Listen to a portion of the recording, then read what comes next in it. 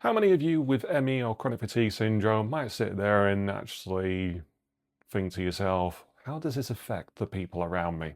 And what I mean by that is our family members. So let's get into it.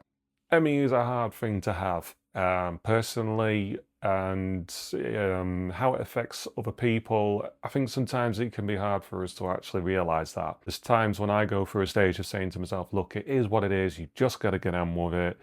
It sucks. But I'm still here, I'm still alive, I'm still breathing, and that's the main thing of it.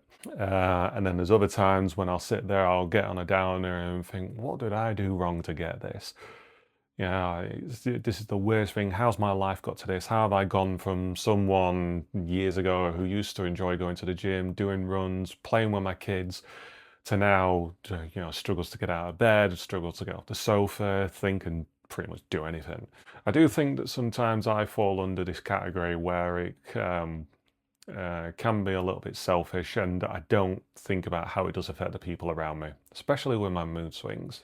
Yeah, because if I do get into the stage where I am getting fed up or getting mardy, as they say, it's hard to sit there and think, how is this affecting the people around me? You know, when I look at my kids and they're just wanting me to play with them and wanting me to put them on my back and walk around with them, push them on a swing, and it's hard to try to explain to young children that I can't do that, I'm tired, I'm always ill. It was quite interesting recently, my eldest child said to my wife, Daddy's always tired, Daddy's always ill.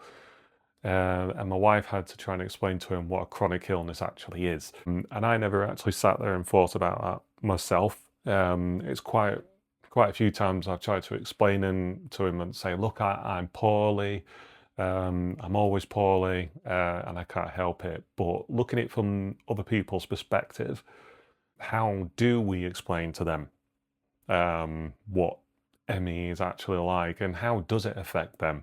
Because I think although it's hard for us who experience it, they're experiencing it too. And they have to see us suffer for it and be in pain and actually see how it affects us, both physically and mentally. And they're also going through it. They have to see that we're not the person that we used to be, and there's nothing that they can really do for us apart from obviously support us and be there for as much as they can be. You know, although they're not feeling it physically, emotionally they're feeling it. Like I say, how can someone else know how it is to experience ME besides looking at us who are suffering with it? Which is why these type of things is good to try and explain to your family and friends how it actually affects you and affects your life and the people around you. So I think at some point it would be good to get other family members' points of view on it. Maybe take some questions and answer those questions best as I can. Or if people want to put it in the comments box about it, it would be quite interesting to see it from the other side. As they say, if you think about it, we're the movie and they're watching the movie. But as the movie, you don't see the audience's point of view until the audience actually tells you what the movie's actually like. So it would be a good thing to actually